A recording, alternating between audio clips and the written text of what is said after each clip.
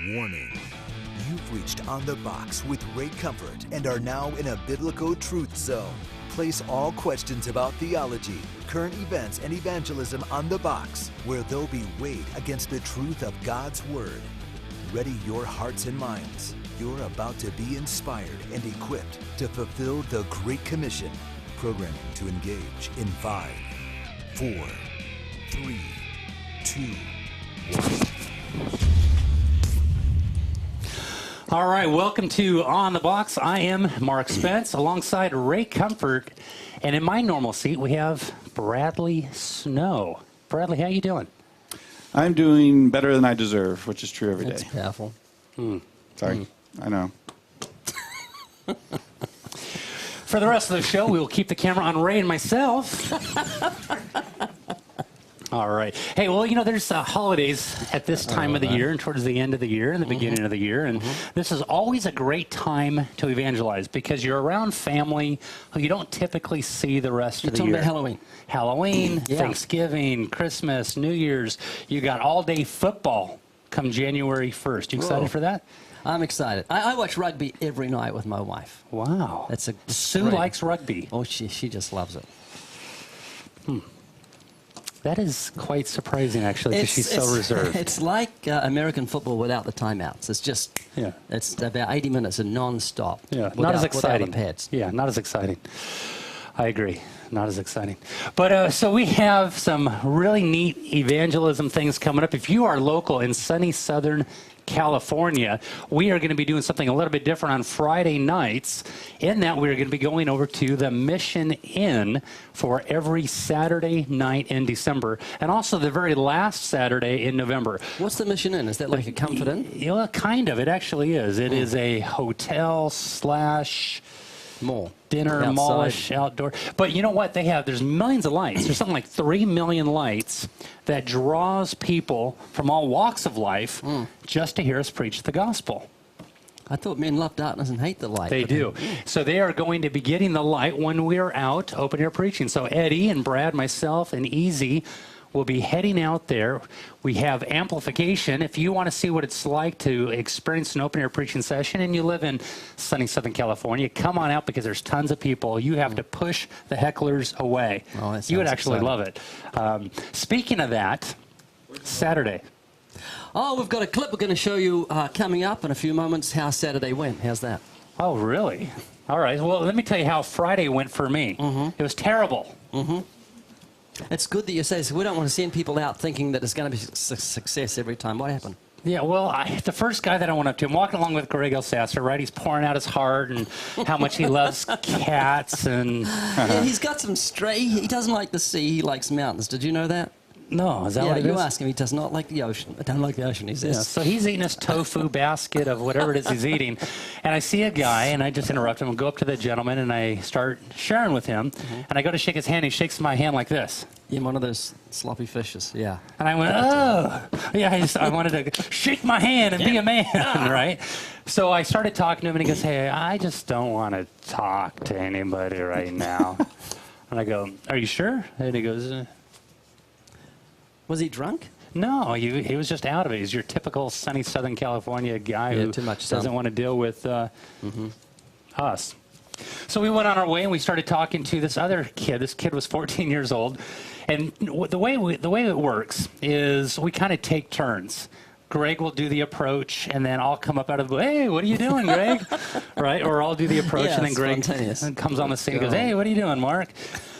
So before I am able to make my approach to this kid, he goes, I'm 14 years old, and I'm just waiting for my mom and my dad. And Greg goes, oh, boy, I don't want to be here. I mean, this looks really weird if I'm talking to this boy and the parents come up. Yeah, right. Am I flirting with this boy? You just never know with this environment where we're at. Yes. There's a high population of just strange sexuality in that area. So Greg didn't want to add to that. So we went our way, and then we took off. So We you had a ate Great time. dinner. We tried to drown our funny. sorrows with soup and sandwiches. I've done that. So Saturday, you did go out, and you had a great time. It was loaded with people. No, it was very sparse, but we had 3, it would seem, divine encounters. And I mentioned it on the video, which is coming up. Well, maybe we could roll that video now. I don't know if we could. Well, let's see if we can. Here's the video. Very interesting day today. Well, I preach first. Very few people around. So, a few people over there, scattered people. But what happened is this guy came up, got on the box, just like this guy, and he was incredibly open to the things of God and was very, very thankful that we spoke to him. This guy's exactly the same. I think his name's Alvarado. He says, I'm not a Christian, and this is making sense to me. So Scotty's reasoning with him now, and it really is like a woman at the well situation with both these guys, one after the other. And it really shows that God cares about the individual to bring them here today for us with their hearts prepared. Great filming. Great film. I take it you filmed that with your iPhone. With my iPhone. And that's not a commercial. It could be a commercial for the Samsung Galaxy S3 because that is terrible footage. Ooh. But the Samsung Galaxy S3 would do amazing. I don't happen to have mine on me. It's upstairs. I smell a lawsuit. A lawsuit. Well, moving right along. On October 30th, we are going to be at UC Berkeley doing some open-air preaching. So if you're an atheist, agnostic, free-thinking skeptic, or a well-meaning Christian, come on out, and we will be doing some open-air preaching. We want a crowd, and we want your questions, no matter how difficult they are, for the day. I preached in Berkeley about 15 years ago, and it's like it's stuck in a time zone. They were running around wearing tie-dye T-shirts from the 60s, thinking they were kind of with it. It's an interesting place. You never wore tie-dye, did you? No. No, Come I'm on. a surfer. Surfers don't wear tie-dye. No. They just look like seaweed. Yeah, that's it. Sun-bleached hair, and we called them penny plain T-shirts, Levi jeans. Yeah, that was our look. Nice. Well, we have a couple guests in the studio with us today, all the way from Florida, which is where I was at. I think you've made a mistake. This past weekend. You have made a mistake. I have not. Yes, you have. Jay and Stephanie. No, there's a mistake here. There's 3 guests with us today. Oh, we do. Yeah. What's the third one's name? We don't know yet. We don't know if it's male or female, but it's coming up in a few months, so that's very exciting. That is. Stephanie and Jay are pregnant. Because one's pregnant. They're both pregnant. Jay and Stephanie, they're from Tallahassee, Florida. Thanks for coming, guys. Yeah. God bless you. All right. Hey, so we got this email sent in from Rhonda McCarthy. Let's jump right into it. She says here, a teen wrote to her saying, I had the opportunity to share the 180 movie with the health classes at our public high school. And a friend forwarded me the link, 180, and during this time in our health class, we were going through the Pregnancy and Human Development Unit. We both thought it would be a good idea to share it with our class, and my friend sent the video to her teacher, and he agreed that it would be a worthwhile cause to share some of the perspective with the classmates. Once we showed the video, a few of our peers agreed, while some disputed, and a few minds were actually changed after watching the 180. And after the video was finished, we had the chance to discuss the video with our classmates.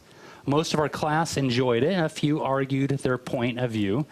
And for the remainder of the class period, we had a respectful debate with 2 of our classmates who have a very strong pro-choice opinion. Later in the year, when that unit came up for the second semester class, we asked if we could share it with his other classes, and the professor agreed. Also, a representative from HOPE, which is a local pro-life pregnancy center, came. And throughout the day, we showed the video, and the representative spoke about hope and the hope that we actually do have when it comes to being pregnant. And the video was widely accepted. Comments from some of the students were very positive. Isn't this the case that we've been hearing from people shown inside the classroom, whether the whole class is pro-choice? That's reminded me, on Saturday, the third divine encounter we had was with a young lady. She was from England. Her name was Scarlett. She was an atheist, a female atheist, and she actually changed her mind while up on the box. But during that time, she says, you produced 180. And I said, yes, we did. And she said, I love that. Wow. And she was an atheist. She said, I put it on my Facebook. And so we actually got her to testify on camera, and then it turns out she's 16 years old, so we can't use it. But you have to be 18 to film people. And we do get people, atheists, that are responding saying, hey, I'm pro-life. Don't assume that all atheists are pro-choice. Right. We have morals as well.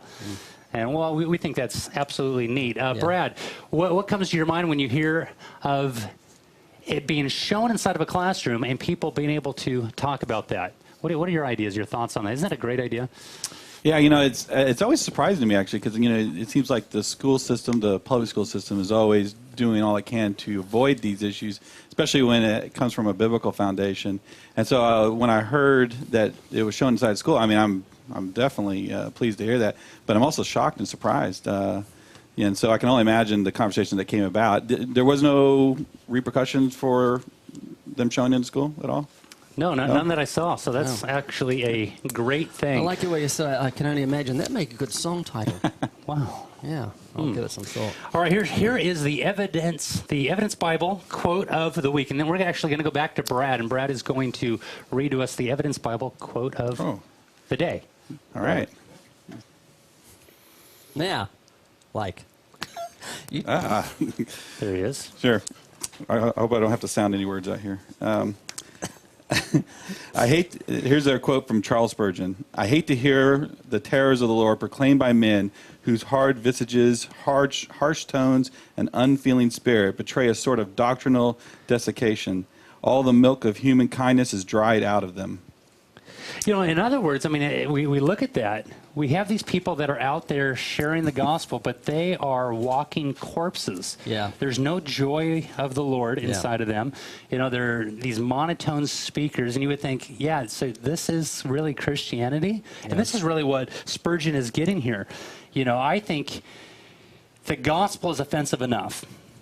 We don't need to add to that offensiveness by being a jerk, right? You know, by the way we approach someone, the way we share, the way we open our preach. I can see people from time to time that say, hey, I love your ministry, and I see them open their preaching, and I go, oh, please don't tell anybody that you love our ministry. You know, the way you're sharing, the way you're doing a one-on-one. Yeah. You know, some of my favorite people to be around are the people who I hang around. They're Christians who love the Lord, but they have a joy that's amazing. You know, they have and there's a difference between joy and happiness, wouldn't you say? Yes. What would you say? What is the difference between being joyful and happy? Joy is much shorter. It is much shorter. Yeah, it's about a third the length. It's well, you know, when you write. think about the people that were on the Titanic, you know, here they are that are in these lifeboats. I like this analogy. You do? Where can I go with it? When people are on the lifeboats of the Titanic, they've got joy that they're saved, joy unspeakable they're saved. But can they have a sort of a superficial, happy, clappy attitude when loved ones are around them sinking to an icy grave? No. And that's the spirit in which we should walk. Jesus had a joy above his fellows, the Bible tells us, but he was a man of sorrow, is acquainted with grief, and that's the spirit in which we should walk. And I think that's what Spurgeon is saying. Some people preach about the wrath of God without empathy, without a tear in their eye. And I like what Catherine Booth said, if you can't let them hear or see tears in your eyes, let them hear tears in your voice. And so we should always have an empathy, a sense of horror. Wherefore, knowing the terror of the Lord, we persuade men. So, you know, I abhor jokes about hell. When I hear Christians smirking and joking when they talk about hell, I'm just horrified, because we should be horrified ourselves. And I think that's what Spurgeon's saying here. Remember when Jesus came down from the Mount of Transfiguration, and he's talking with his disciples. I think it was the Mount of Transfiguration. And the disciples were rejoicing that even the demons, no, it was when they came back from being sent out. Yes. And they were rejoicing that the demons were subject to them. And Jesus rebukes them, doesn't he? And he says, hey, don't rejoice that this demon is subject to you or whatever's going on. Why are they to rejoice? Do you remember? Their names are written in heaven. It's an objective joy that they have, not superficial happiness that comes from things that happen. That's where the word happiness, I think, comes from. They've got the same root word, happiness. Joy is something subjective. We have joy because we trust in Christ. The same way you'd have joy if you're wearing a parachute on a plane knowing the parachute's going to save you. It comes from the faith that you've got in that parachute. Nice. Hey, if you want to send us your questions, thoughts, comments, or videos, and you want us to show them here on The Box, you can do so by contacting us at onthebox@livingwaters.com. onthebox@livingwaters.com. Also, you can follow our blog, onthebox.us, and we also have our Facebook and our Twitter pages available. So there you go. All right, so there you go. Where? Here is. Are we supposed to show that? Yeah. We forgot that. Well, I just noticed from the other that's studio. why I actually. All right, back over to Brad here. He's got the Evidence Bible. A memo came from the other studio. Yeah. Well, There it is. this is our tool of the week. Yeah, I did it right. Tool of the week, and we actually have it in a new color for this Christmas. Can I say something here, Brad? I had to push to have a pink evidence Bible. Why did you push to have The that? And you won. Members of our staff who will remain unnamed, my younger son, he said, people will not want pink. I said, give it a go. Pink is quite nice. And so we got the pink ones in just to see how they go. So there you are. No, go good in San Francisco. Wow, okay, on the box. We have a video, I think. Oh, we have a video. Yeah. Let's cut to the video right now. Maybe. In 4 seconds.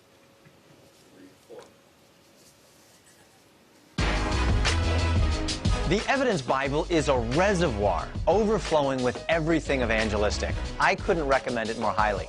It's what you need to defend and share your faith. When I'm preaching the gospel, I don't like to waste time debating people or getting sidetracked by minor issues. I try to give quick, reasonable answers that are clear and to the point. That's what the Evidence Bible is all about, having an answer as well as a defense against skepticism. Well, let me ask you, how do you respond when a coworker labels you as intolerant for believing that Jesus is the only way to God? Or how would you answer those who claim that the Bible is filled with contradictions, that evolution is scientific, or that there is no absolute truth?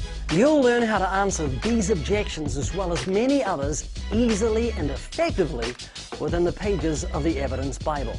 Franklin Graham said, "In a day when Christians are too often silenced by the questions of skeptics, the Evidence Bible will help you be prepared to give an answer." Also commended by Christian leaders such as Josh McDowell, D. James Kennedy, Tim LaHaye, Norman Geisler, and Ken Ham. The Evidence Bible will enrich your trust in God and in His Word. It'll deepen your concern for those who are around you and thoroughly equip you to reach them with the message of eternal life. The Evidence Bible, available at livingwaters.com or through your local Christian bookstore.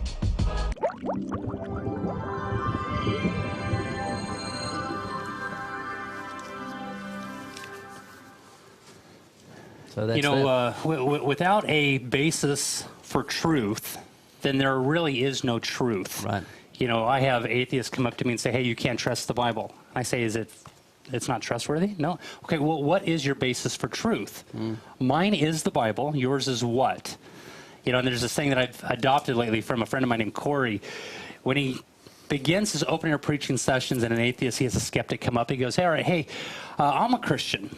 I have a biblical worldview, therefore I rely upon the Bible. And everything I teach and preach from is from a biblical lens. You wouldn't want me to lie to you, would you? You wouldn't want me to even contradict myself.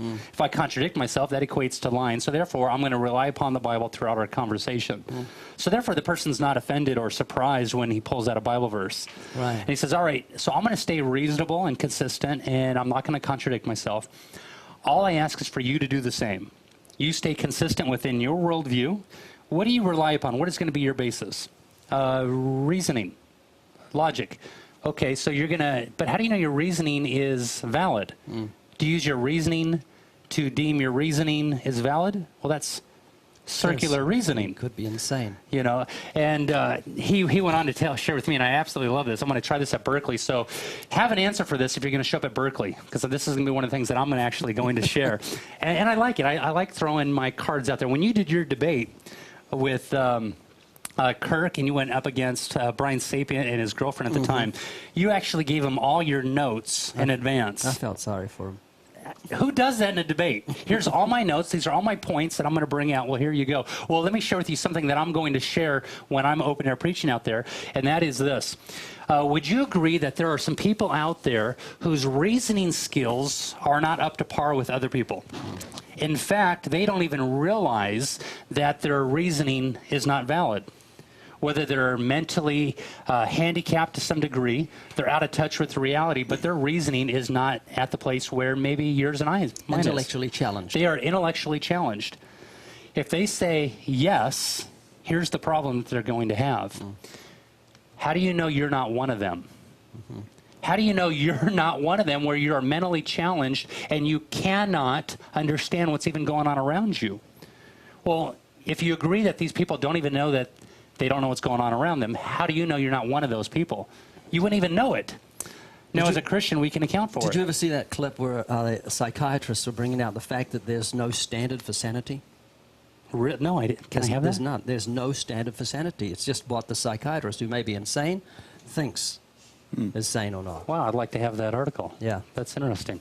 So that's one of the things that I'm going to be pulling out there. So we have a basis for truth, and the Evidence Bible is obviously filled with quote after quote and illustrations, and really down through the ages as you've put together neat sermon illustrations. How old are you, Ray? All right, so here we are. Oh, no, it's not. On the box. So we had this question came in, and I was really trying hard not to laugh when this question came in, because it's a serious question to some people, and it is to Robin. Robin says, so many people are questioning whether the Old Testament is not just full of alien encounters, which would also get their origins through God. What is the response when it is hinted the ancient people were just not educated enough to understand visits from advanced races, as we are in these days of space travel and amazing inventions? Even the New Testament has a type of medical experiment close encounter when Saul/Paul is blinded by the light and hears Jesus say, "It is hard for thee to kick against the goads." So, Brad Snow, alien encounters. Have you had an encounter with any aliens lately, Brad? I work at Living Waters. I've always been kind of a science fiction fan, and watched my share of science fiction movies. And I don't think the Bible gives any kind of even subtle indication of aliens. But unlike world religions today, there are definitely religions that have been based around clearly a direct connection to aliens, such as Mormonism itself. Their own god, Elohim, is an alien from the planet Golob, which we get the movie Battlestar Galactica, for you sci-fi fans out there. And also, Scientology itself, which they have the Thetans, which are just a spirit of an alien life form trapped in a human body. Other religions make clear connections, but the Bible itself, it doesn't even make a subtle one. Interesting. Yeah. It reminds me of when I was in New Zealand about 6 or 7 years ago. I wrote ahead to the atheists at a university and I said, how about a debate? And they wrote back and said, yeah. So they organized a debate. And I arrived in this room at about, 11:30 in the morning, and there was a dozen people in there. I thought this was going to be a flop. By 20 to 12, there was probably 100 in there. By 10 to 12, it was packed. By 12 o'clock, they were packed down the hallways. And I was in this room for an hour with a professor and myself, and I was sharing the gospel, 20 minutes of preaching and 20 minutes of what he talked about. It was just couldn't understand it. We had to go to another appointment, leave me with about, I don't know how many, hundreds of these university students in a room, and there was one professor that was in them. He stood up and he said, excuse me, do you believe in aliens? And I said, yeah, actually I do. I said, they're pouring across the border into Southern California. We don't know how to stop them, and we don't know what to do. And everybody just burst into laughter, and it was a great time. But yeah, we were talking about aliens and what we're going to talk about on the show, and Stephanie, who's here with Jay, who's pregnant, not Jay, but Stephanie's Jay, pregnant, she said, babies look like aliens when they're first born. And I had to agree, they do look a bit like E.T. And then you brought up an experience that you had when one of your kids was born, which reminded me of a tremendous biblical illustration.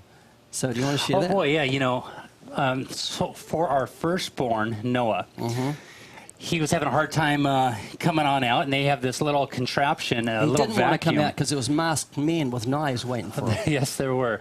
So the doctor had positioned this little hand vacuum that attaches to his head. And so the doctor attaches it, puts the nurse's hand on there, and he goes, all right, give me a pump. And the nurse goes, and the doctor hits her hand and says, get out of here, you incompetent little blankety blank, and bring me in somebody who's competent. So in comes this other nurse. He positions the vacuum again. The vacuum's on there, and he goes, all right, give me a pump. Give me 3 pumps.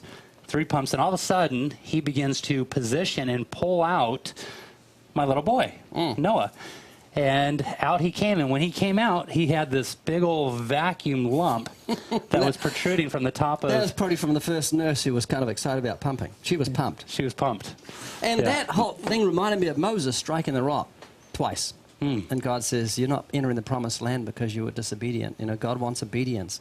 And that's a type of Moses not being going into the promised land, and how Moses, the law of Moses can't come into grace. I think D.L. Moody said, the law can only chase a man to Calvary, no further. And that's why Moses couldn't go in the promised land. The law of Moses can't save us, only mercy can. So thanks for that pumping illustration. Yeah, and I have amazing kids. I shared with you that I'm teaching my kids logical fallacies? Not today. You know, I'm teaching my kids logical fallacies. Really? Yeah. There's a problem when you teach your kids logical fallacies, Ray. What do you think that problem is? They point out that you are using logical fallacies when you try and teach them things. Even when I'm not in a conversation with my kids, I'm talking to my wife, and my little 9-year-old boy looks over at me and says, Dad, that was a red herring. I go, what? Because you just used a red herring on Mama. And I go, well, that wasn't my intention. I'm not even done. What are you doing? Get out of here. This is an A and B conversation. See your way out of it. You know, but I absolutely love, you know, learning logical fallacies, because you learn to communicate properly. And I'm using a book entitled Logical Fallacy Detective. Somebody was asking me earlier today, and it's a great book. So if you want to teach your kids logical fallacies, that is a very good book. It's a book designed for high school age students, but I just realized how ignorant high school students are, because my 9, my 11, and my 12-year-old are getting down these logical fallacies. So that's great. That's that. I don't know what else to say. We have you another can cross over to 30 Brad seconds. and see if he wants to say anything. Brad, do you have something you want to say? Do you have a John Lennon video? Maybe not. That's what we're working on at the moment. That is what we're... Oh, we did. We haven't got time to show it. We're going to show a really neat little video on John Lennon, where we've noticed that when we put in any celebrity in a video clip, it has 3 times the amount of views. So we put together these little celebrity clips, and we're going to have them in the update each Monday. So the one you missed today, the John Lennon clip, which was just amazing, you'll see in the upcoming update, either this Monday or the next. I think it might be this Monday. Anyway, that filled in quite a few seconds, so you can close now. Thank you for tuning in to On the Box. We apologize. Once again, hey, we'll tune in tomorrow, and we're going to be talking about something a lot more exciting than today, which would be anything more exciting than today, eating tofu. God bless you. To you. Warning. You've reached On the Box with Ray. For questions about On the Box with Ray Comfort, or to submit questions for future shows, please email onthebox@livingwaters.com. That's onthebox@livingwaters.com. On the Box with Ray Comfort is an outreach of Living Waters. For more resources to inspire and equip you to fulfill the Great Commission, check out livingwaters.com or call toll-free 1-800-437-1893. Now go and preach the gospel.